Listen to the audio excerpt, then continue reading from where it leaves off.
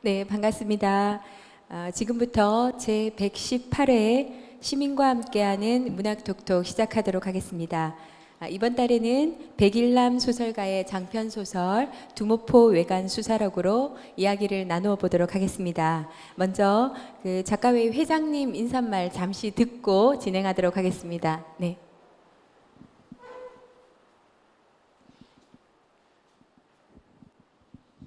예, 방금 소개받은 김요한킴입니다. 예, 반갑습니다. 예, 뭐 추석 명절 잘 지냈습니까?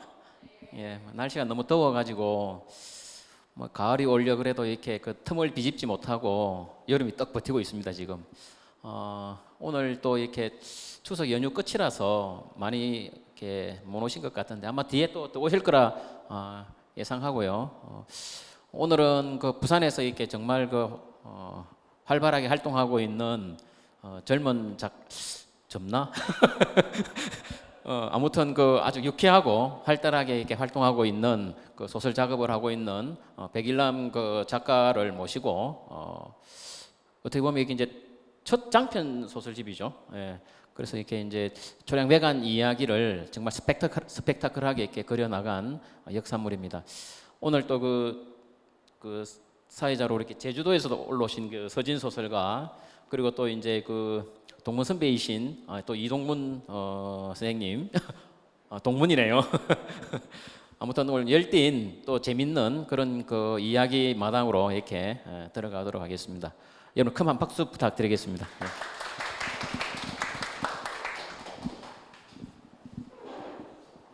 네.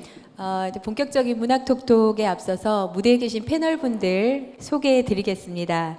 예, 오늘의 초대 작가 백일남 선생님께서는 2011년 부산일보 신춘문예 소설 부문으로 등단하신 후에 소설집 자살관리사, 짬뽕 끓이다 갈분 넣으면 사천짜장 등 다수의 작품을 발표하며 작가로서 활발히 활동을 하고 계십니다. 그리고 부산 지역 탐방과 스토리 발굴에도 노력을 기울이고 계신데요. 많은 강연을 하고 있는 동시에 로컬 에세이 하하하 부산 시리즈도 성공적으로 이어가고 있다고 합니다. 네, 소개합니다. 백일남 선생님이십니다.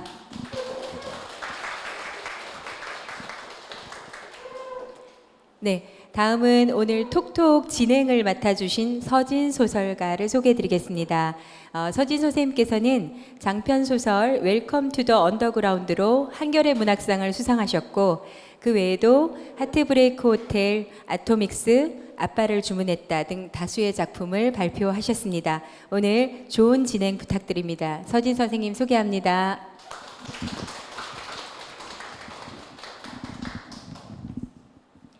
네, 그리고 오늘 참석해 주신 시민 독서단은 즐거운 소설 팀입니다. 2019년 독서클럽 북텐츠로 시작해서 지금은 소설 창작을 위한 모임으로 독립해서 활동을 하고 있다고 하네요. 여편 소설이나 단편 소설을 창작해서 낭독과 합평을 이어가고 있으며 부마민주항쟁 재단 블로그 활동, 또 민예총회 함께 가는 예술인, 작가와 사회 등 다양한 잡지에서 활발하게 활동을 하고 있는 독서팀입니다. 오늘 독서단 대표로 이동문 선생님께서 나오셨는데요. 해운대 고등학교 교사와 영산대 초빙 교수를 지내고 또 여러 대학에서 꾸준하게 강의를 해오셨고요. 저서로는 비판적 사고와 토론이 있습니다. 이동문 선생님 소개드립니다. 네, 그럼 지금부터는 무대로 마이크 돌리고 문학톡톡 시작하도록 하겠습니다. 큰 박수 부탁드립니다. 예, 바쁘신데 찾아주신 여러분 감사드립니다. 네, 저도 이제 이런 행사를 하면 이 자리에 앉아봤지 이렇게 사회나 토론은 저도 처음이거든요. 이게 부족하더라도 많은 이해 부탁드립니다. 근데 제가 여기서 친한 친구처럼 지내는 백일남 작가가 뭔가 토론할 건 별로 없을 것 같고, 제가 처음에 읽었던 느낌 조금 얘기하고 궁금했던 거 물어보면서 또 좋은 답변이 나오면 다시 한번 물어보는 방식으로 하고, 그 다음 시민 대담자인 이동문 선생님한테도 조금 마이크를 넘겨서 질답을 조금 받아보도록 하겠습니다.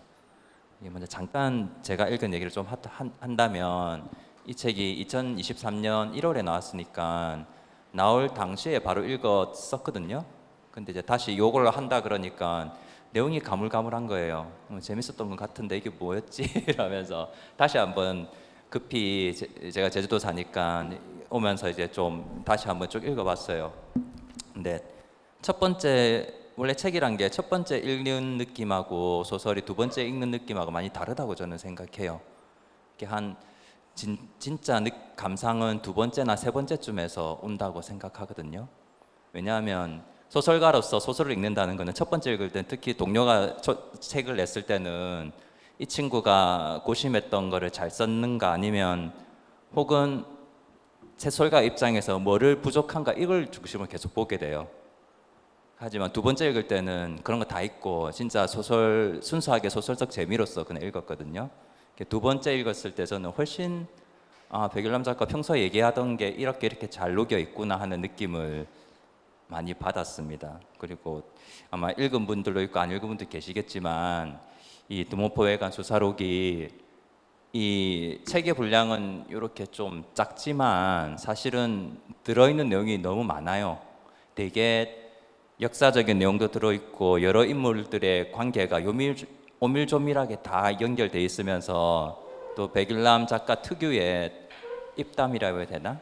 부산적인 입담도 많이 들어가 있고 그다음 외관이라는 일본과 우리나라 무역 그때 역사적인 상황 그리고 그것이 음본인제로 바뀌면서 정치적인 권력하고 어떻게 경제가 연결되고 그 사이에서 민초들은 어떤 경험을 하게 되고 고난을 겪게 되는지를 아주 대하소설적인 분량을 되게 컴팩트하게 작품 쫙 줄여서 한 권만 읽어도 많은 얘기들을 심지어는 거기 로맨스도 들어가 있거든요. 많은 게 들어가 있는 이런 작품이었나 생각 들 정도로 두 번째 읽을 때 아주 재밌게 읽은 작품이라고 저는 말씀드리고 싶어요. 간단히 제 느낌을 말씀드렸고 그다음 그 작가의 말에 보면 다 나오지만 이걸 쓰기 위해서 작가님이 10년 동안 되게 연구를 많이 하시고 고생을 한 걸 다들 아마 동료 작가들 다 알고 계실 거예요. 심지어 저도 그러니까 저희 나이가 같거든요. 74년생 호랑이띠 부산에서 활동하는 작가들이 한 분 더 계시는데 동료 작가들이 이렇게 많지는 않아요. 우리가 아직까지 젊은 작가라고 포함될 얘기할 정도로 이렇게 나이가 들었는데도 이렇게 동료 작가 별로 없고 가끔씩 동료 작가들이 뭘 쓰는지 궁금하잖아요. 그래서 전화를 걸어보면 한 4, 5년 전에도 전화를 궁금해서 한번 부산에 와서 전화 걸으면 이걸 쓰고 있다고 했거든요. 계속 전화를 걸어도 계속 이걸 쓰고 있대요. 뭔가 얘기를 나한테 막 뭔가를 이 내용에 대해서 막 얘기해 주는데 저는 솔직히 SF 동화를 쓰는 작가이기 때문에 지금은 그런 부산에 살아났고 나도 남구 대운동에 간만동에서 태어났지만 요거에 대해서 딱히 관심은 없었어요. 친구가 그런데 관심 있게 연구를 하고 또 부산에 놀러 오면 가끔씩 백일남 작가가 여기에 외관이 있던 자리고 옛날 초량이라든지 이런 데를 저를 투어를 많이 시켜줬어요. 실제 소설 나오는 배경이라든지 역사적 그런 걸 통해서 백일남 작가님이 부산에 대해서 엄청난 해박한 지식을 갖고 있다는 것도 알게 됐고 요것도 나온다 하는 거를 진짜 나오는가 약간 궁금할 정도로 쓰고 있는가? 왜냐하면 소설가들은 대부분 하나씩 자기가 꿈꾸면서 쓰는 소설들이 있거든요. 몇 년 잡고 있는 소설들이 혹시 그런 건가? 이렇게 생각을 했는데 결국은 나와서 또 이렇게 독자들 만나고 또 앞으로도 더 만날 예정이라서 되게 기쁩니다. 이런 식으로 제 감상을 말씀드리고 그 다음 사실은 이 책 소개를 드리기가 되게 방대하기 때문에 제가 뭐라고 압축해서 소개드리기 좀 힘들 것 같아요. 어떻게 작가님한테 직접 이 책이 어떤 내용인지 짧게 한번 소개를 듣고 시작하도록 하겠습니다. 예, 갑자기 그 설명하다 책 소개하라니까 일단 책 소개를 하기 전에 이 책이 2023년도 일어나서 근데 1년 9개월 만에 작가회에서 불러주셔서 이 책이 나올 땐 제가 소설분과위원장이었거든요. 그래서 제가 그때 김수 전 회장님이 있을 때 이제 이 문화 콘서트를 해라 이럴 때 저는 소설분과위원장이기 때문에 일단 저 빼고 하시면 됩니다 이라고 했는데 순서가 어떻게 저한테 돌아왔어요. 1년 9개월 만에 그래서 마지막 이 책에 관계돼갖고 도서관이라든지 딴 데서는 많은 대화를 나눴는데 이게 이제 이번에 나온 판으로서는 마지막 이제 독자의 만남 뭐 이렇게 되지 않을까 싶습니다. 이 책은 일단 그 책을 쓰게 된 게 제가 2011년도에 부산 소설가협회에서 그 부산의 유물이라는 그 책을 갖다가 서로 이제 기획을 했었어요. 부산일보에서 소설가 한 50분 정도, 신분 정도가 이렇게 돌아가서 각자 소재를 고르는데 외관에 관계된 게 설화가 남아 있는데 아무도 이걸 안 쓰시는 거죠. 너무 생경하고 별로 그때 사람들도 잘 알려지지 않고 재미없다고 생각했던 게 제가 그때 그 사무국장을 맡고 있어가지고 그때 이제 마지막 남은 걸 제가 이제 했었습니다. 했는데 부산에 외관이란 게 있었다고 그때 몰랐어요. 저도 외관이란 건 처음 들었었고 그렇게 해갖고 그때 이제 설화를 보고 나서 차츰차츰 까는데 이게 무슨 양파 까듯이 계속 나오는 거예요. 스토리가 계속 나오는데 어마어마한 역사가 이렇게 있는데 이걸 갖다 그렇게 사람들이 부산에 작가들도 많고 이때까지 이런 소재가 있는데 뭐 조선통신사 이런 건 건드렸는데 이거는 아무도 건드리지 않는다는 거죠. 그래서 조금 그거 가지고 쓰고 그다음에 거기에 관계돼 갖고 취재를 갔는데 이제 좀 쇼킹한 일이 있었어요. 동구에서 초량 외관이 동구에 있습니다. 동구란다. 중구죠, 중구. 예, 중앙동에 있는 중구에 있습니다. 초량외관 중구에서 표지판을 쫙 세웠다고 하더라고요. 그때 이제 새로 축조해가지고 밤에는 형광등도 켜주고 해갖고 뉴스를 보고 그걸 취재를 갔어요. 열흘 뒤에. 저기 광복동 패션거리에 초량외관이라고 커다란 표지판인데 빨간 스프레이를 다 뿌려놨더라고요. 예, 그래서 놀래갖고 그런 다음에 용두산 공원으로 에스컬레이터를 타고 올라갔거든요. 거기에서 이제 밑으로 가면 기후약조라고 이제 기후약조를 했을 때 두모포회관이 생기고 있다고 기후약조 제찰비라 해가지고 그 표지판을 놔두는데 거기에는 커다란 공사 차량이 그걸 갖다가 끌어가지고 세워놨는데 안을 보니까 끌어 놓은 거예요. 이렇지 이러면서 제찰비 2가 있다길래 2호가 있다길래 내려갔는데 진짜 충격받았습니다. 뿔이 뽑혀가지고 있는데 그 위에 음식물 쓰레기가 돼 있더라고요. 이거는 이제 그때는 관리를 안 하고 이런 걸 벗어나고 불과 한 달이 안 된 표지판에 이 정도는 해코지라는 생각을 했었거든요. 부산이라는 곳에서 외관이라는 역사는 이거는 분명히 있는 역사임에도 불구하고 숨기거나 이걸 갖다 감추려고 하는 사람들이 많구나라는 걸 그때 처음으로 느꼈었고 그때부터 이제 취재를 본격적으로 좀 했던 것 같습니다. 그래서 저는 오늘 아침에도 그 자갈차짐에 어쩌다가 이제 패널로 나가겠는데 자갈차짐에 갖고 오늘도 외관에 관계된 얘기를 좀 했었거든요.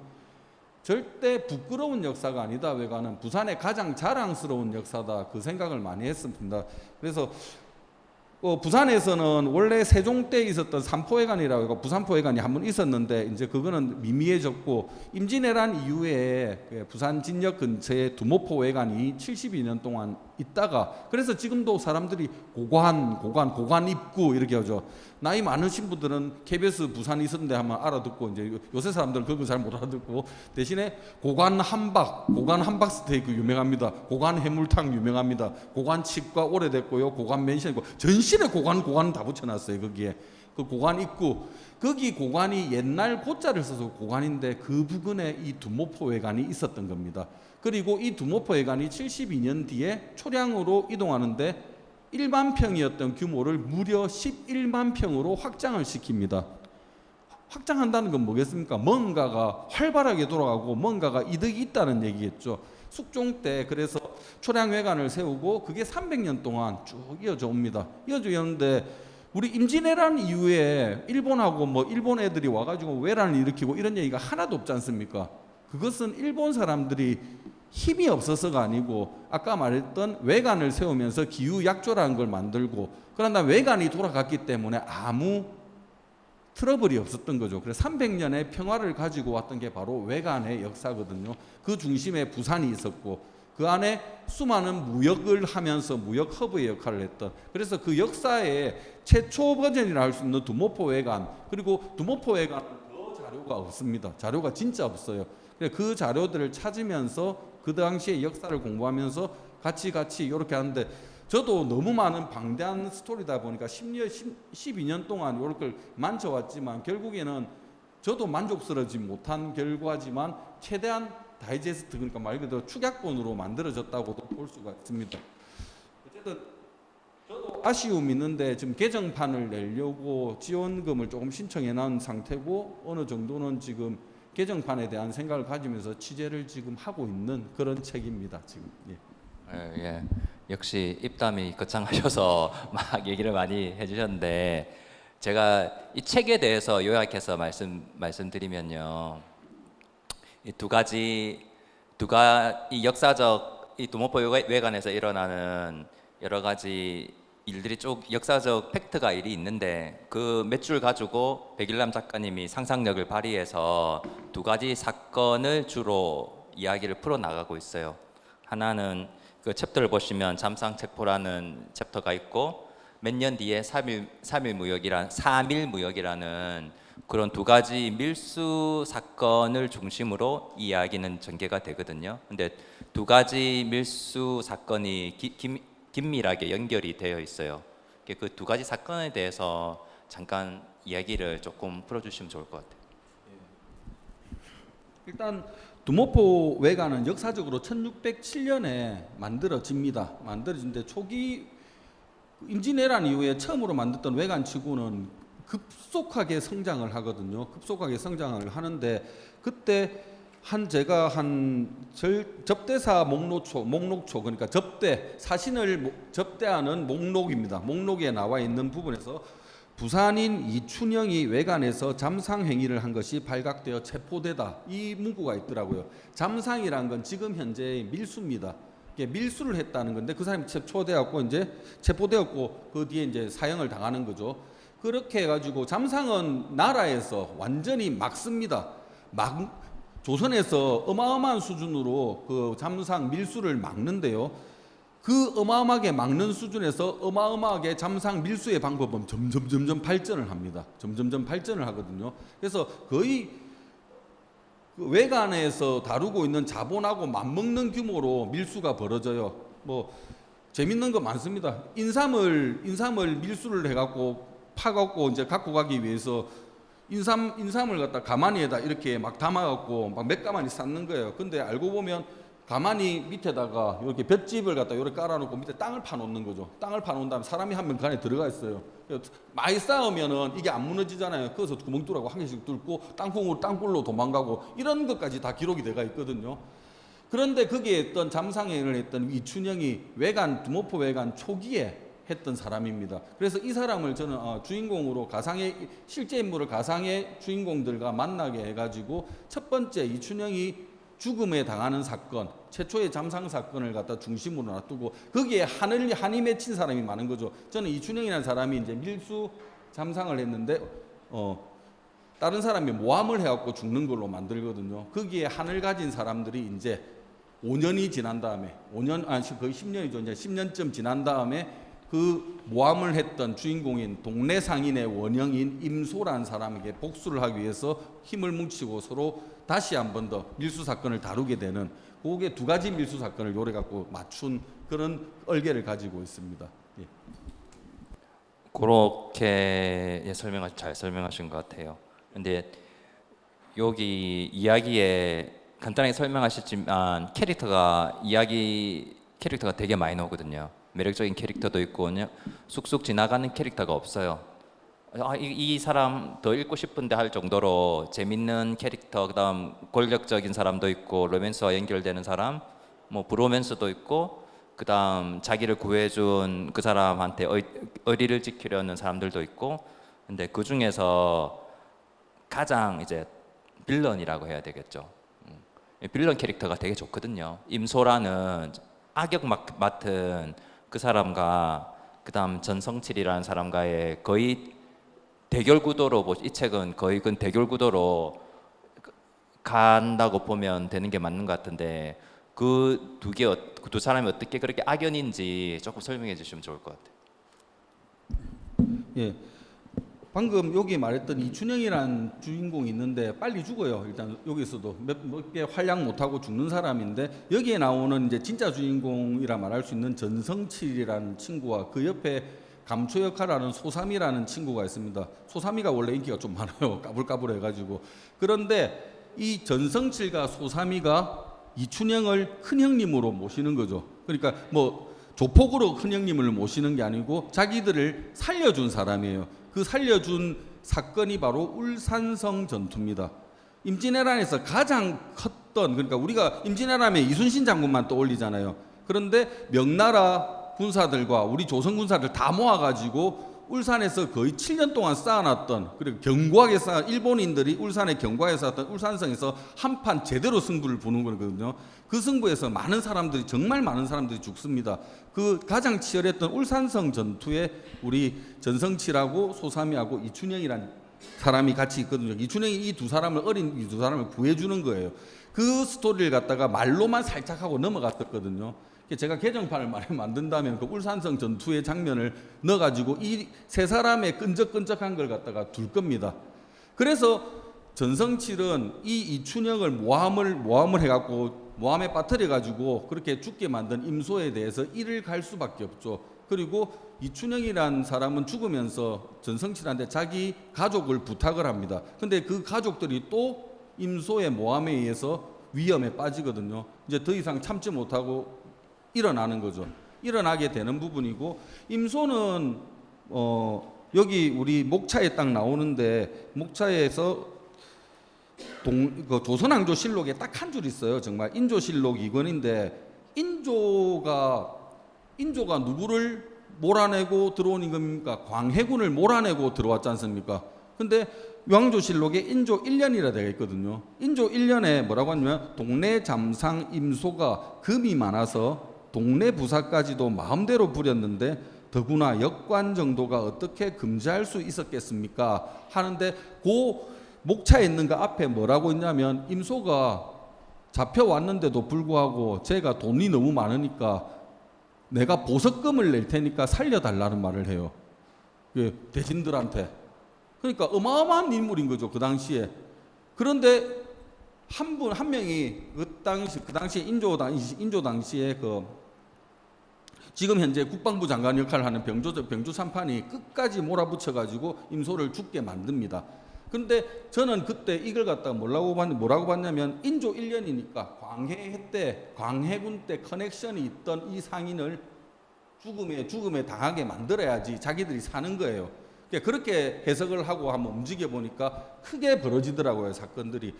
그렇게 해가지고 임소는 어쨌든 조선의 3대 상인이었던 그 조선 한성에 있던 육전거리에 있던 상인들하고 개성 상인, 그리고 마지막으로 동네 상인이라고 하거든요. 동네 상인의 원형이라고 볼 수 있습니다.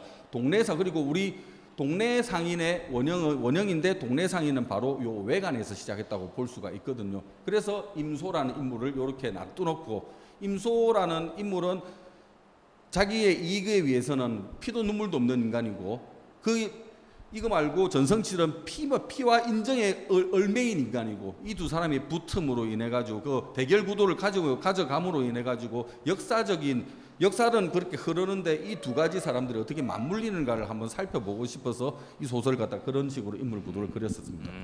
이해가 좀 더 되는 것 같습니다. 그런데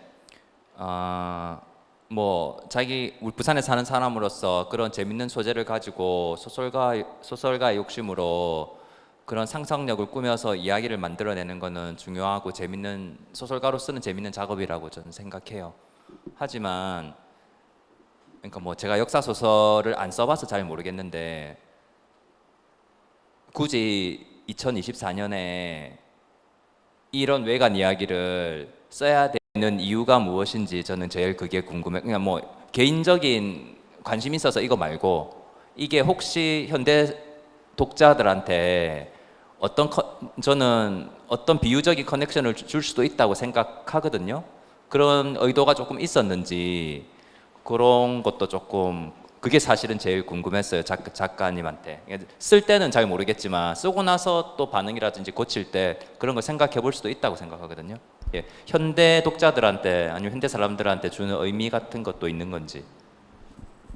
이게 저도 두 가지 의미가 있는데 첫 번째가 저는 큰 의미라고 생각하는데 지금 생각하면 또 작은 의미일 수도 있습니다. 그런데 어떤 의미냐면 지금 2024년 처음 들어올 때 제가 뉴스를 봤던 게 부산일보하고 뭐 여러 가지인데 부산 쪽에 관계된 뉴스가 소멸하는 도시 1위, 가장 젊은이가 가장 많이 빠져나가는 도시 1위, 전부 부산이더라고요. 그 부산이라는 도시가 이렇게 빠져나가는 도시, 노인가 바다라는 말로 노인가 바다, 뭐 127대 20, 29 이런 거죠. 엑스포. 그래갖고 놀림 받는 도시가 이미 되어 있고 제2의 도시는 몇 년 있으면 뭐 인천한테 뺏긴다는 소리도 들립니다. 인구가 급증하고 인천에는 이쪽에는 줄어들고 있고요. 근데 저는 그렇게 된 원인 중에 하나가 부산 사람들조차 부산 역사를 잘 모르고 있다. 역사 하나로 끝나는 게 아니고 부산이란 도시의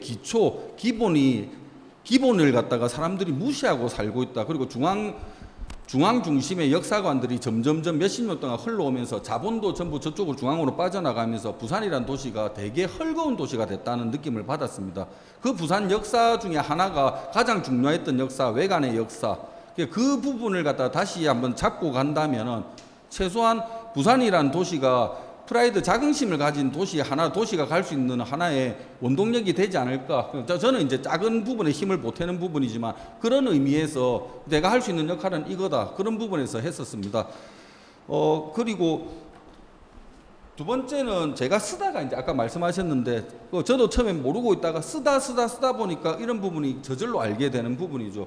아까 말했던 이제 그 임소라는 인물하고 이 소설에서는 김병욱이라는 인물이 또 등장합니다. 한성에 있는 인물인데 종사관 출신이고 이때는 암행의사로 또 옵니다. 어쨌든 의사인 김병욱과 임소가 맞대결을 합니다. 담판을 하는 장면이 있거든요. 담판을 하는 장면에서 저도 모르게 이걸 썼어요. 김병욱이 말해서 자꾸 집니다. 임소한테. 임소는 그러니까 김병욱은 임금을 얻고 주상을 얻고 네가 이런 짓을 하면 되느냐고 꾸짖는데 임소는 이미 그걸 벗어난 사람이거든요. 은자의 힘으로 주상을 벗어난 사람. 저는 그 부분을 동네 상인의 원형이라고도 봤고 지금 자본에 대해서 자본의 개념이 없던 조선에 자본이라는 개념, 자본주의라는 개념이 흐르기 시작했던 그 부분을 갖다가 건드려 보고 싶었거든요. 지금 솔직히 말해서 지금은 이제 많은 사람들이 공부도 많이 하고 잘 알고 있어서 대통령이 힘이 세냐, 삼성 회장의 힘이 세냐 하면은 알아서 대답하실 겁니다. 생각하실 거고요.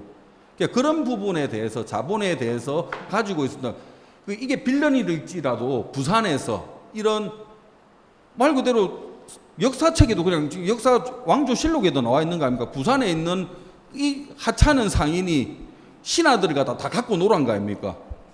비록 사형은 당했지만 몇십 년 동안 그렇게 신하들 한성에 있는 신하고 왕이고 그걸 갖다 다 가지고 놀을 정도로 엄청난 영향력을 발휘했던 사람이 부산에서 활동했던 그런 부분도 좀 건드리고 싶었고요. 예, 또 말씀 듣다가 저 갑자기 생각나는 건데 저도 다른 소설가가 요즘에 쓰고 있는 그 경남 부산 출신인데 그분 이제 현대사인데 근현대사인데 우리 현대 밀수 얘기를 좀 쓰고 있었거든요. 그 얘기를 많이 들었는데 요거하고 겹치면서 그 예전에 우리 그 여기서 우리는 7, 80년대 요 앞에 부평시장에서 워크맨 이런 거 밀수한 거 사고 막 그랬잖아요. 그 조금 전에 여기서 밀수하던 그런 여러 자금이 대통령의 비자금으로 흘러갔다는 얘기가 마약이나 이런 것들 영화도 보면 되고 많은 그런 얘기들이 있었잖아요.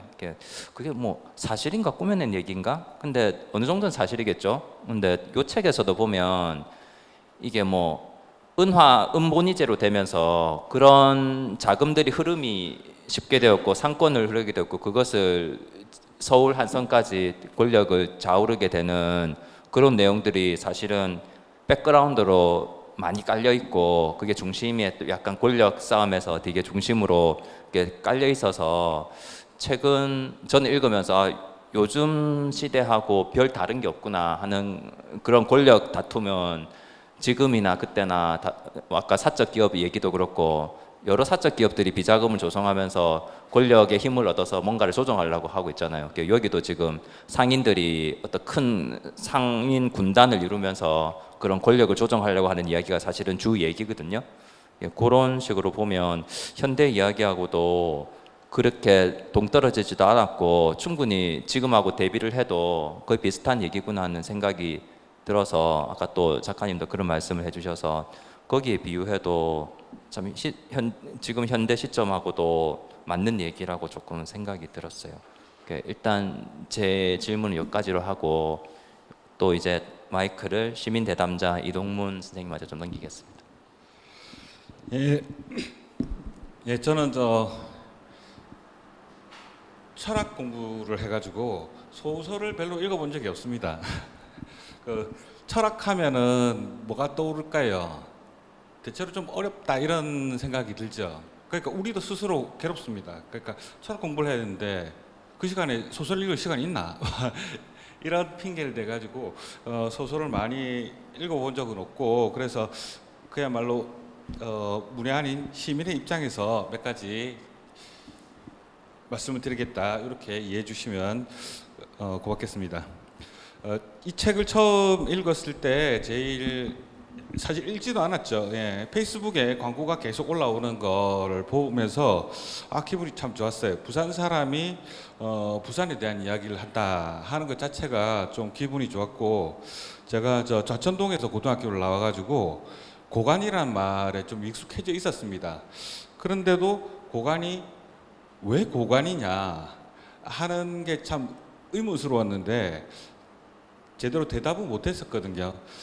그런데 그 두모포 외관이라는 말이 고관의 실체다 하는 걸 이 소설을 통해서 사실 그전에도 알기는 알았습니다만은 좀 분명하게 알 수 있었고 그게 참 기분이 좋았다 이렇게 말씀드리고 싶습니다. 게다가 읽어보니까 재미가 있어요.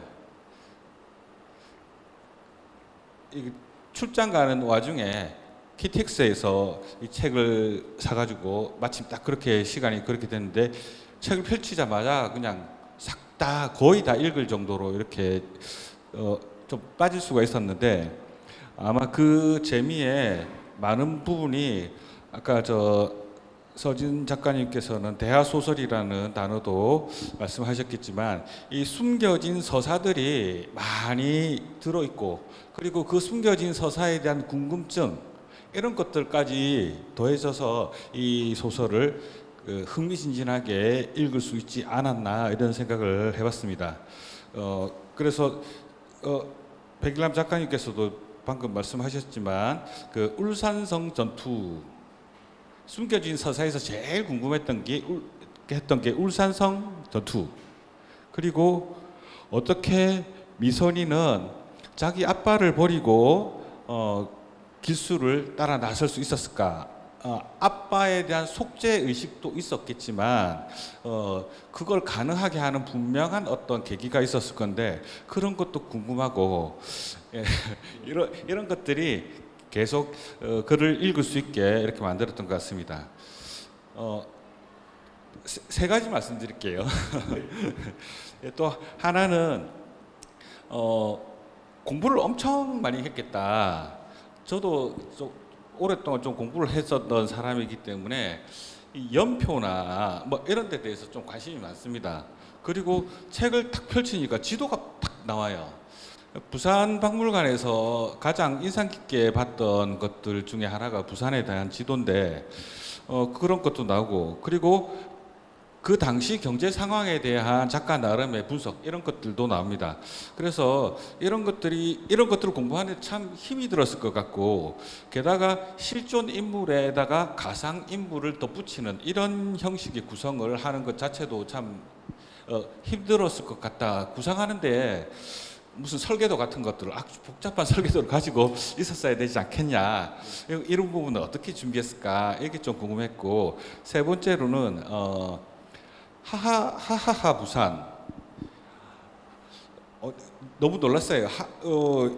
이 작가가 이런 문체를 가지고 글을 쓸 수 있는 사람인가 저는 뭐 그렇게 생각 못했었는데 작가의 말하고 이 소설하고 문체가 너무 많이 다른 거예요.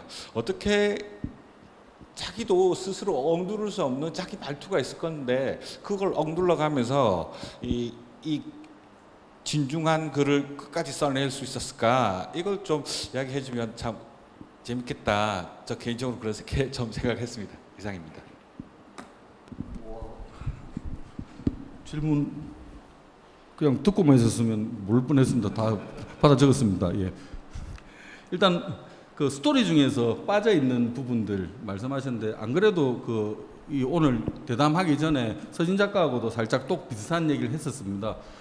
지금 제 계획은 이게 이제 뭐 아시는 분은 다 아는데 출판사하고 지금 출판사하고 빠가가 난 상태거든요. 이게 예, 이제 출판사는 내 욕할 거고 나도 출판사 욕하고 뭐 그러고 있는 상황입니다. 이게 보내고 이제 계약 파기 뭐 여러 가지 일이 있었어요. 그런데 저는 어쨌든 이 책에 대해서 이 책의 내용 제가 보낸 거에서 스토리들이 많이 빠져 있다고는 생각합니다. 이거로 만족을 못 하는 거죠.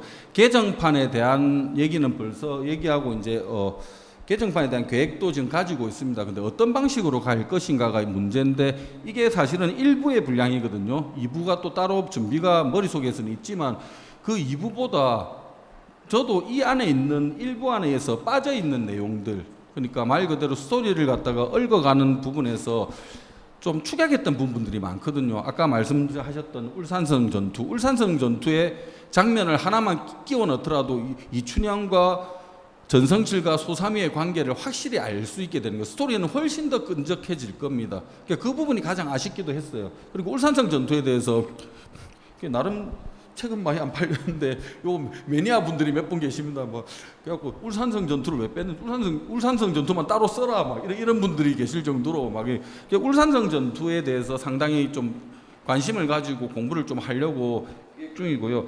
그리고 저는 이 안에 있는 인물 중에서 가장 아쉽고 쓸 때 가장 재밌었던 사람이 한음 이덕형이거든요. 이덕형이라는 사람은 과연 그 당시에 어떤 생각을 가지고 있었을까? 이덕형이라는 사람은 중국에서도 선조는 하나도 존경하지 않는데 조선의 왕은 하나도 존경하지 않는데 이덕형만 봐면 일이 해결돼요. 이덕형은 중국 사람들도 다 존경하고 난리가 났던 그런 인물이거든요. 이 사람이 광해군 때 영의정이 됐고 외관이라는 그 실리적인 외교를 갖다가 할 수 있게 된 원인과 그리고 결국은 권력 싸움에서 져가지고 물러가거든요. 이게 이제 임소와의 싸움에서 증거로 나온 제가 표현을 했는데 그 이덕형이 그 혼자서 외롭게 싸우는 장면들을 좀 집어넣고 싶은 생각도 있고 그리고 미선이하고 길수의 사랑 거기다가 이제 매니아층이 좀 있는데 그 여성 매니아 분들은 그 강ህ리라고 호위무사를 제발 좀 많이 늘려라. 예. 영화로 만들면 강동원을 넣고 싶다 이러는데 정말 그런데 어쨌든 그 강흘에 대한 이야기, 강흘과 박대진이라는 친구가 있는데 그 아픔들이 또 있습니다. 각자의 아픔들이 저 혼자서는 아픔들이고 그 사연들을 놔둬놨는데 다 거론하지 못한 아쉬움들이 있어가지고 그래서 개정판에 대한 건 저는 아직도 결정을 하는데 2개가 있어요. 아예 이걸 1권을 정말 그냥 대하소설처럼 그냥 뭐 계속 쓸까? 1부, 2부, 3부 해갖고 그냥 이걸 계속 이걸 늘리는 작업도 의미는 있는 작업인 것 같아. 그러지 말고 2부를 해갖고 계속 연결해 간다. 근데 자꾸 1부 빠진 이야기들을 채워 넣는 방식이 자꾸 생각이 나서 좀 괴롭습니다. 어쨌든 그런 방법이 있고요. 이게 첫 번째 답이 좀 되셨는가 모르겠습니다. 미선이. 예, 미선이하고 이 길수의 어린 시절에 스토리가 있어요. 의원한테 배우면서 그때 자기들끼리 쌓았던 사랑 같은 것도 있는데 아버지가 피도 눈물도 없이 이제 막 하는데 결국은 이제 요 책에서 지금 소설에서도 거론이 되는데 미선이를 박대진이라는 그러니까 말 그대로 통역관이죠. 역관 출신의 박대근의 아들 박대진이라는 애하고 그냥 혼인을 시키려고 하는 거죠. 근데 미선이는 좀 깨가 있는 인물이단 말이죠. 그래 아버지가 억지로 결혼시키는 그 자체도 피하고 싶고 그리고 길수를 사랑하는 마음도 점점 커지고 그리고 박대진은 이 미선이에 대해서 관심이 없이 그냥 정략 결혼을 하는 거죠. 그런 부분들이 얽히고 설키고 아까 말했던 호위모사 강을은 근데 또 짝사랑을 하고 막 이런 것들이 얽히는 거죠. 그런 부분에서 미선이가 이 외관에 있던 그 상단에서 자유롭게 나오고 싶은 욕망을 갖다 가지는 그런 부분도 생각을 좀 해봤습니다. 그래서 아빠를 좀 치고 나가는 거죠. 그래서 이 소설집을 이 장편 소설 마지막으로 퇴고했던 게 미선이 장면이에요. 미선이가 전성칠한테 무릎을 꿇고 아버지를 살려달라고 하는 장면을 갖다가 그래서 더 집어넣었던 건데 미선이에서 신경을 갖다 못 쓸 수가 없더라고요. 그래 그런 부분들이 있습니다. 첫 번째 질문의 답은 이렇게 말씀을 드릴 수 있을 것 같고요. 공부 이거는 뭐 자료가 없습니다. 일단은 초량회관은 좀 있어요. 두모포회관은 없습니다. 그냥 없다고 보면 됩니다. 그래서 몇 줄에서 끌어올리는 거죠. 몇 줄에서 끌어올리는데 이 아까도 조선왕조실록의 임소를 발견한 다음에 내가 혼자서 얼마나 좋아했는지 모릅니다. 드디어 찾은 거죠. 외관에 대한데 두모포 외관에 그걸 찾았는데 광해군 시절 때 하나도 없고 하필 인조 1년에 있는 거죠. 그거 뭐 나오자마자 죽여버려요. 이 사람한테는 어마어마한 것들이 숨어 있다는 거죠. 왕조실록에도 안 나올 정도면 근데 이렇게 엄청난 재산과 이런 걸 가지고 있을 정도면은 커넥션이 있었겠구나. 이런 건 이제 유추를 하는 거죠. 계속해서 역사적인 부분을 다 놔둬놓고 이게 왜 이렇게 흘러가지를 갖다가 한참 쳐다보고 있습니다. 혼자서 그래서 무슨 미친놈처럼 해가지고 여기다 좀 적어놓고 이렇게 가만히 쳐다보고 있는 거죠. 컴퓨터에도 쳐놓고 종이에도 적어놓고 가만히 쳐다보고 있다가 이게 이쪽으로 한번 탁 흐를 때가 있어요. 그때는 이제 그 쾌감은 장난이 아닌 거죠. 그리고 에피소드 중에 하나가 친한 분들한테는 그런 얘기를 많이 했는데 두모포 회관에 대해서 어쨌든 있는 자료 없는 자료 유추 다 헹궈가지고 이만치를 만들어 소설을 조금 썼어요. 그리고 이만치 자료가 있는데 가만히 보니까 자꾸 보이는 분이 있는 거예요. 뭐 인터넷이라든지 부산일보하고 국제신문하고 외관에 관계돼서 계속해서 발표를 하시는 분이 부산대학교의 양흥숙 교수라는 분이 계십니다. 외관에 대해서 상당한 지식을 많이 가지신 분입니다. 다짜고짜 부산대 양흥숙 교수 전화해갖고 조교하고 통화해가지고 내가 이런 걸 하는데 양흥숙 교수님을 만나고 싶다 했어요.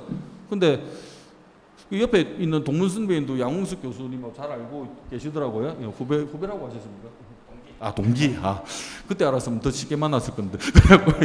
그래갖고 어쨌든 근데 흔쾌히 오라고 하시더라고요.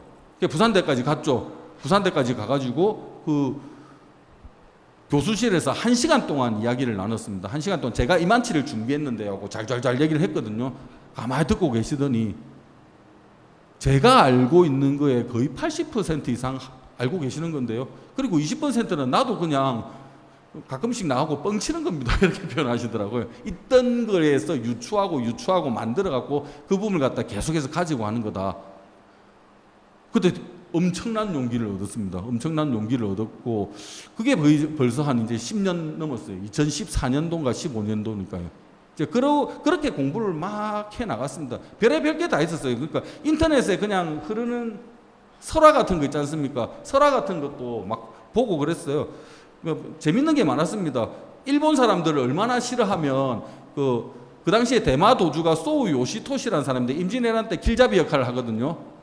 고니시 유키나가라는 외장의 사위가 되었고 원래는 조선에 딱 붙어 있던 대마 도주인데 이제 배신을 하고 길잡이를 합니다. 근데 그 사람을 소우신데 소우라는 성을 갖다가 한자로 기록해야 되니까 못하겠거든요. 못하니까 종자를 써요. 종자를 쓰는데 소우라는 성을 종자를 쓰는데 종자를 가만히 보면 뭐라고 되어 있습니까? 종자에 보면 열십자와 팔자가 있거든요. 왜 그랬었냐? 왜 그래 종자 썼을까? 그러니까 18놈이라고 그랬대요.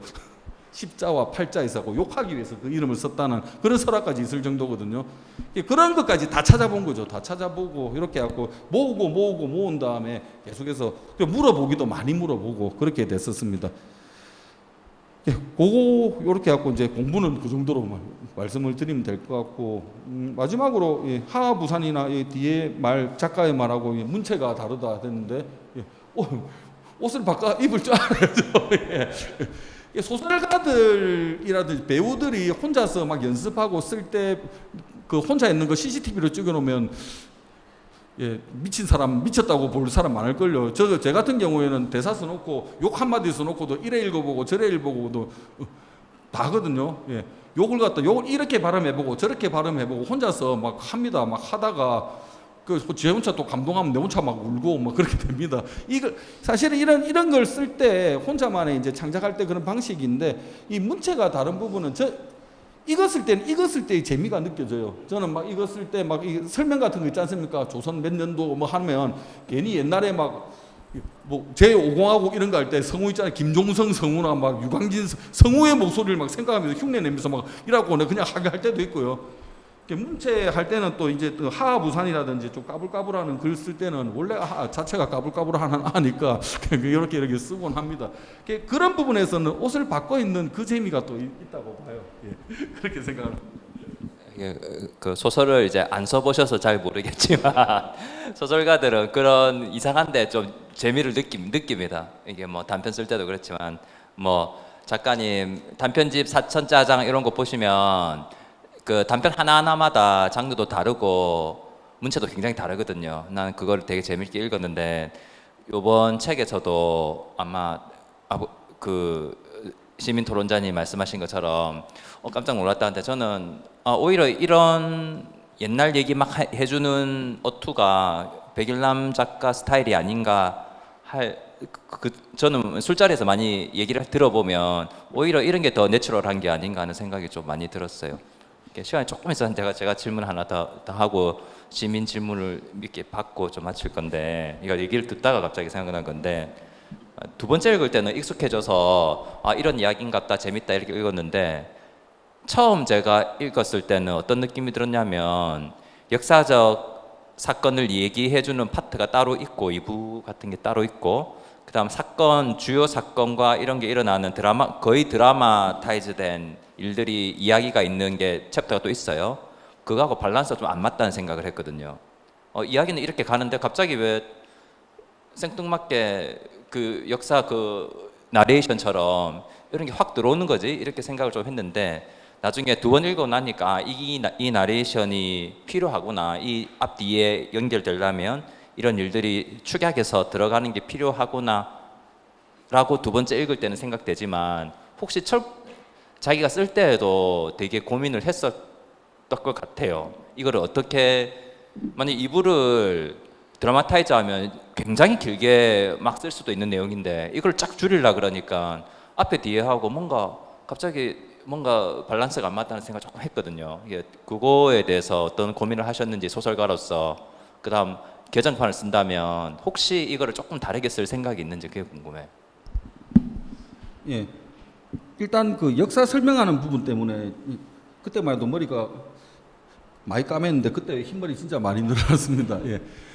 고민을 진짜 많이 했습니다. 그러니까 이게 몇 명한테 보여줄 때도 있고 했는데 이 역사 설명하는 부분하고 드라마가 이렇게 진행되는 부분하고는 완전히 좀 다르다는 스토리가 진행되는 부분하고 좀 갭을 느낀다는 분들이 많았어요.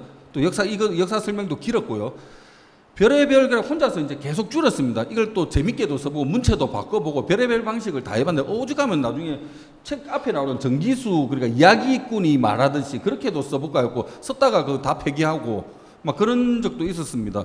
그랬는데 그 작가회의에서 요산 사람들하고 모여갖고 요산 축전할 때 이제 뒤풀이를 하거든요. 요산 축전을 뒤풀이 딱 할 때 제 앞에 제 은사인 이제 조갑상 선생님이 딱 앞에 앉아 계셨던 거죠. 조갑상 선생님이 그 촌철살인의 한마디를 잘 던지십니다. 잘 아시겠지만 그래갖고 그날도 일하다가 술 한잔 먹고 이제 좀 용기를 얻어갖고 내 은사님한테 직접 이제 물은 거죠. 대선배님한테 선생님 내가 이런 부분으로 고민을 하고 있는데 역사 이걸 줄일까요? 그대로 쓸까요? 이랬거든요. 선생님이 한 1초 가만히 계시다가 바로 하는 말이 그리 생각하고 있으면 이미 줄이고 있는 거네 이러더라고요. 그래서 그때 이제 줄인 부분으로 많이 갔던 부분입니다. 그래서 그거는 잘 했던 것 같아요. 그런 고민을 했기 때문에 훨씬 더 부드럽게 갈 수 있던 부분이고요. 만약에 지금 이 역사를 설명하는 이런 부분들인데 역사인데도 스토리로 설명하는 부분이 중간에 분명히 들어가거든요. 왜냐하면 이제 이 외에 일본 사신들이 들어왔고 왕을 상징하는 전패에다 절을 해라 말아라 하는 장면 가지고 스토리를 갖다 한 부분이 있거든요. 그런 식으로 주요 인물들을 배치를 하면서 역사 설명을 최대한 줄이면서 그걸 스토리화 할 수 있는 것 같다 연구해 가지고 더 늘리면 좋지 않을까. 저는 그 생각을 좀 해봅니다. 그래서 이걸 뭐 숙제 삼아서 갖고 간다기보다 이게 저한테 주어졌으면은 그 정도까지는 할 수 있는 책임은 좀 있다고 보고요. 제가 충분히 또 재미를 느낄 수 있을 거고, 그런 부분에 재미를 느꼈던 부분에 평가라기보다 거기에 또 재미를 느끼고 다가오는 독자들도 분명히 있을 거라는 생각이 듭니다. 그리고 막 앞에 막 장황하게 막 부산의 역사에서 하고 막 이런 얘기를 막 했지 않습니까? 그래갖고 면제부도 좀 주어진 것 같고, 그냥 한번 자세하게 이게 되게 성기게 쓴 소설인데 그 안에 있는 스토리를 촘촘하게 메꾸는 작업을 해도 괜찮지 않을까라는 생각은 요즘에 좀 들어서 많이 하고 있는 편입니다. 저도 그 비슷한 생각한 것 같아요. 오히려 뭐라 해야 되나, 다이제스트판보다는 요즘에는 책을 많이 안 읽는다 하지만 짧은 소설도 좋아하는 반면에 오히려 장황한 소설 좋아하는 역사적 되게 긴 시리즈 있잖아요. 막 10권짜리 대하소설도 있고 그런데 뭐 그 정도를 기대하는 건 아니지만, 백일남 작가님의 장점은 글이 되게 해학적이기 때문에 읽는 재미가 있어요. 더 읽고 싶어요, 무슨 얘기든. 그러니까 이거 좀 디테일하게, 막 사투리도 많이 들어가잖아요, 보면. 그다음 막 구줄구줄 옆에서 이 얘기 잘하는 어떤 이야기꾼이 얘기해주는 느낌? 옆에서 아마 그런 느낌으로 쓰셨을 것 같은데, 오히려 짧게 다이제스트보다는 싹 풀어서 조금 더 이게 읽는 사람이 좀 궁금한 게 더 많거든요, 읽어보면. 오히려 더 길게 쓰셨으면, 아까 전에도 잠깐 사담으로 얘기했는데, 다음에 새로 만약 개정판이 낸다면 최소한 2, 3권 정도 되는 책으로 하면 읽는 사람도 재밌고, 요즘에는 뭐 실물 책보다는 전자책으로 많이 읽는 경향이 있거든요. 밀리의 서재나 이런 데 가면 긴 책 읽는 분도 되게 많아요. 그거를 고독한 분들도 되게 많고, 오히려 웹소설에 익숙한 젊은 독자들은 오히려 웹소설 읽는 젊은 독자들한테 더 길게 정황하게 많이 간다면 읽는 재미가 되게 있기 때문에 훨씬 젊은 독자들한테도 쉽게 다가갈 수 있지 않을까, 이런 생각을 조금 해봤습니다. 이렇게 하고요. 그다음 오늘 참여해 주신 분들 질문을 이제 받는 시간을 할게요. 이거 뭐 좋은 질문 하시면 문화상품권도 주고 여기 책도 준다니까, 뭐 작가님들도 괜찮고 시민 독자분도 괜찮고, 뭐 책에 관련된 안 읽으셨더라도 오늘 들었던 얘기들 중에서 궁금한 거, 혹은 뭐 이런 독자 토론회 가면 항상 그런 질문들 나오는 질문들이 있거든요. 어떻게 쓰세요? 무슨 노트북으로 쓰세요? 뭘 얼마 버세요? 뭐 이런 질문도 괜찮고, 자유롭게 좀 질문해 주십시오. 네.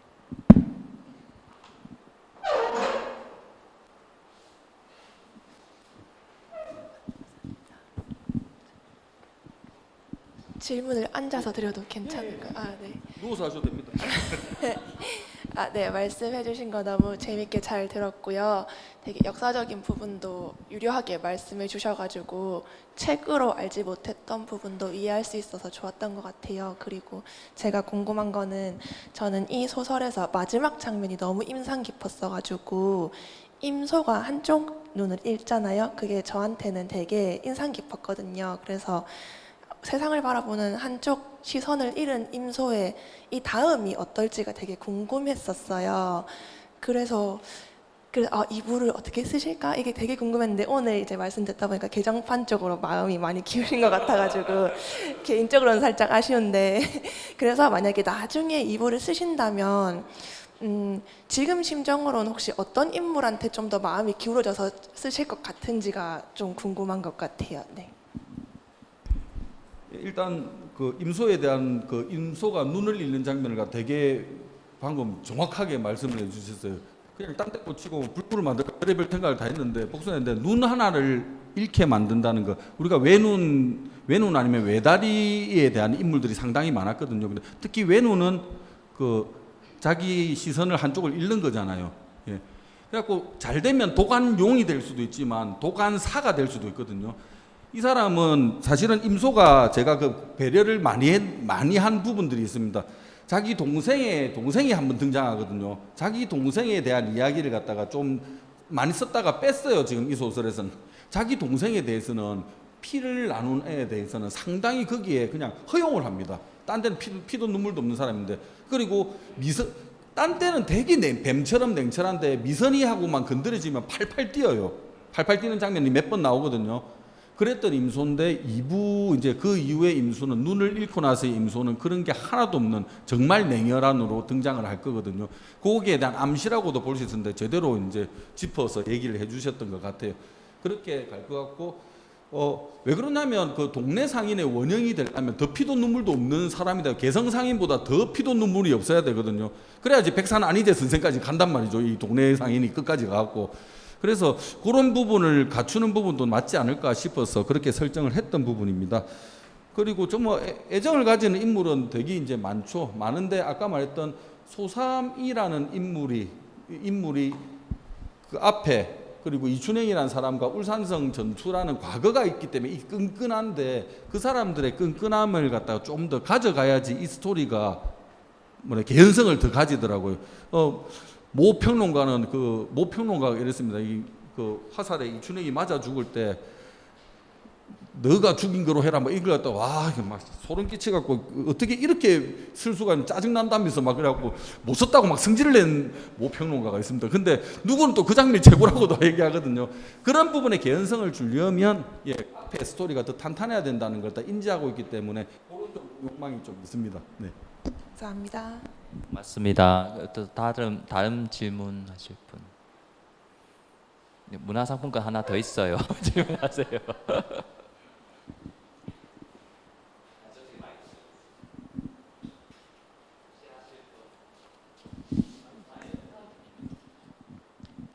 예, 저는 이 소설을 나왔을 때 어떻게 알아서 읽게 되었습니다.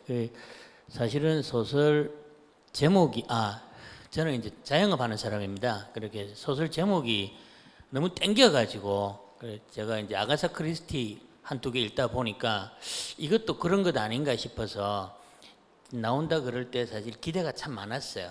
그리고 이제 제 감상을 말씀드릴게요. 감상을 말씀드리고 마지막으로 하나 꼭 전달하고 싶은 이야기가 있었던 거고 그 앞에 감상을 좀 말씀드리고 싶은데 부산에서 일종의 로컬이란 말도 있는데 이걸 로컬이라고 해야 되는 건지 센트럴이라고 말해야 되는 건지 모르겠는데 그 문화적 다양성이 집단 전체의 파워하고 직결되는 시대를 살고 있다고 저는 생각해요. 시작은 문화적 다양성이지만 집단 전체의 파워는 무력도 될 수 있고 금전도 될 수 있다고 보거든요. 거기에 저는 문화적 다양성이 굉장히 중요하다고 생각하는데 사람이고 자본이고 머리고 전부 다 서울로 다 가니까 한국은 문화적 다양성이 점점 사라지고 있어서 전체적으로 힘이 빠지고 있는 순간이라고 저는 개인적으로 뉴스에서는 자꾸 힘이 세지는 나라라고 말하는 것 같지만 저는 개인적으로 그렇게 반대로 생각하고 있는 쪽인데요. 그러다 보니 이번 이 두모포 외관 수사록은 그 로컬 소위 지금에 봐서는 로컬인 건데 이 문화적 다양성을 살리는 데 있어서 매우 의미가 있고 또 저는 사실 개인적으로 이런 작품이 좀 잘 됐으면 좋겠다고 항상 생각합니다. 서울 밖의 작품이 뭐든지 좀 잘 됐으면 좋겠는데요. 이번에 제가 너무 재밌게 봐가지고 감사드리고 개인적으로 그 다음에 숨겨진 것들 잘 찾아내셨으니까 그리고 이제 제가 꼭 한번 다른 사람들은 그렇게 생각하지 않을 수 있는데 제가 자영업 하는 사람이니까 임소라는 사람을 얼마나 잘 그리셨는가 하면 자영업이 많은 건가 하면 장사하는 거거든요. 임소를 보고 나도 임소처럼 하려면 어떻게 해야 될까 하는 생각을 했을 정도로 임소가 그 인간은 개떡같이 살다 죽은 것 같지만 그 사람이 발휘한 능력에서는 배우고 싶은 거예요. 어떻게 하면 저렇게 크지? 그 정도로 어떤 살아있는 느낌을 받았을 정도로 임소의 인물이 캐릭터가 개인적으로는 사업적으로 배우고 싶은 예, 농담을 반쯤 섞어서 말씀드렸습니다. 예, 그런 정도로 인상을 받았다는 것을 말씀드립니다. 감사합니다, 작가님. 고맙습니다.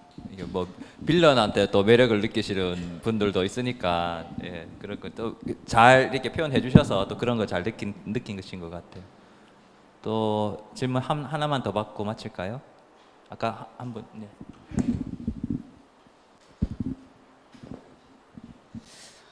저는 이번 작품도 그렇지만은 계속 아까 말씀하신 것처럼 자갈치 아줌에 나가가지고 부산의 곳곳에 숨어 있는 것들에 대한 뭐 이렇게 숨겨진 얘기들 많이 잘 들려주고 계시고, 그래서 이제 그 우리 작가님께서 어떤 부산의 장소성에 상당히 이렇게 좀 집착을 많이 가지신 것 같은 그런 생각이 들면서 이 작품 이후에도 어떤 부산의 어떤 특정한 지역에 관한 작품을 또 구상하고 계신지, 안 그러면은 이 다음에 지금 구상하고 계신 작품이 어떤 것인지에 대한 말씀을 듣고 싶습니다.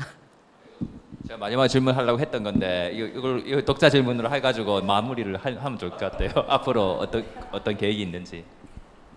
오늘 그 출판사하고 지금 다음 나올 책 편집본을 어젯밤에 보냈었어요. 어젯밤에 보내고 편집자가 받아가지고 목차를 이렇게 바꾸면 좋겠다. 그 정도까지 지금 진행이 돼서 다음 달에 책이 아마 나올 거예요.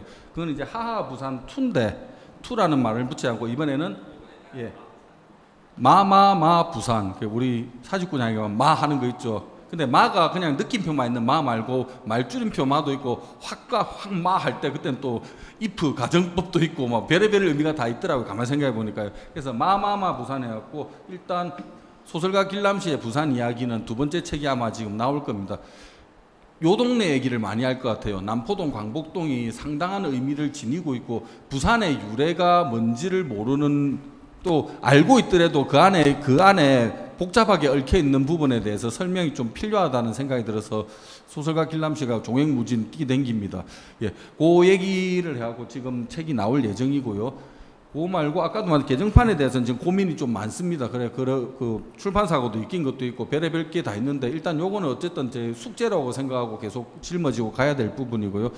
다음에 지금 쓰려고 가장 앞으로 당겨놨던 거는 제가 그 코로나 시절 때 부산 그 금정구 이마트에서 그 1년 반 동안 족발을 열심히 썰었거든요. 순대도 썰고 순대 염통 많이 안 준다고 아줌마하고 싸우고 막 그랬습니다. 제가 그러니까 족발 장사를 했었어요. 그 1년 반 동안 겪었던 마트 내에, 마트 안에서, 마트 즉석식품 코너에 거기에 있는 사람들과의 이야기가 막 많거든요. 그 옆에는 떡집이 있고 모든 이마트는 그래요. 선식이 있고 떡집이 있고 족발이 있고 그 다음에 통닭이 있고 초밥이 있거든요. 요 코너에 있는 사람들끼리 이야기만 모아도 엄청나거든요. 지금 단편 소설 2개를 썼습니다. 연작 소설로. 더 쓰고 싶어요. 더 쓰고 했고 연작 소설로 마트 사람들 이야기. 요게 요 책에서 잠시 다뤘던 건데 이게 헬로마트 해가지고 제목이 헬로마트 해피마트 해가지고 썼던 건데 요걸 갖다 연작 소설로 지금 쓰려는 생각을 가지고 있습니다. 그 로컬에 관계돼 가지고는 하부산 이런 식으로 소설가 길람씨가 뛰다니면 좋을 것 같고요. 그리고 예전에 썩은 다리 3번의 눈물, 그리고 썩은 다리 3번의 웃음이라는 작품을 가지고 80년대 아이들이 뛰어다니는 그 또 똥천강이라 하죠. 우리가 동천에 대한 동천 부근의 이야기, 중앙시장의 이야기 갖고 많이 썼는데 일단 그 소설가는 내 전문 분야도 있지만 그거 말고 내가 하고 싶어 하는 분야도 있어야 된다고 봅니다. 그래서 한 부분에만 뭐 로컬 뭐 부산 작가 요구에만 매달리지 않고 뭐 저도 SF 쓸 줄 알고 SF 작가가 있지만요.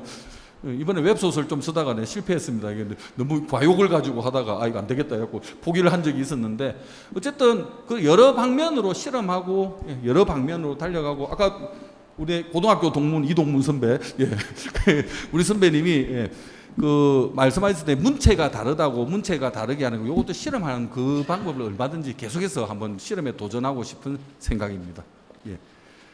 그리고 제가 그냥 로망으로 생각하고 있었는데 누군가 질문하면 이건 꼭 대답해야지 했는데 아무도 질문 안 해갖고 그냥 내 혼자서 대답 하나 할게요. 이거 진짜 로망이었어요. 이거 두목보 할 때 요 앞에 길수가 등장하는 장면인데 길수가 등장할 때 소를 팔러 가거든요. 소를 팔러 가는 장면이 있어요. 근데 그 아저씨가 소 쇳바닥 보고 막 이거 안 좋고 뭐 황달이 있니 막 이상한 소리 하고 소값을 깎으려고 막 말하는 장면이 있거든요. 너무 잘 쓴 거예요. 제가 생각해도 너무 와 이거 내가 이걸 소 시장에도 안 갔는데 근데 이거 어디서 뺏긴 건 줄 아십니까? 비탈리스 할아버지 나오고 레미 나오는 집 없는 소년. 옛날에 집 없는 소년 막 해갖고 악단 바르고 악단하고 막 나오는 거 있잖아요. 집 없는 소년에서 비탈리스 할아버지 돌아가시고 레미가 엄마 찾아서 다시 이제 악단을 꾸며 갈 때 돈을 좀 벌어요. 그 마치라는 애는 트럼펫도 불고 거기에서 엄마한테 소 사는 게 소인데 돈 다 모아갖고 소 살 때 딱 그 장면이 나오거든요. 아 이거다. 사실은 이 책에는 제 어릴 때 봤던 국민성감 60권짜리 세계 명작 동화부터 해갖고 이때까지 내한테 가지고 있던 제가 좋아했던 모든 것들 중에서 기억 속에 남는 것들이 막 뿌려져가 있다고 생각을 하시면 될 것 같아요. 예, 그런 의미에서 제 로망으로 그냥 혼자서 자문자답 해봤습니다. 예. 마치도록 할까요?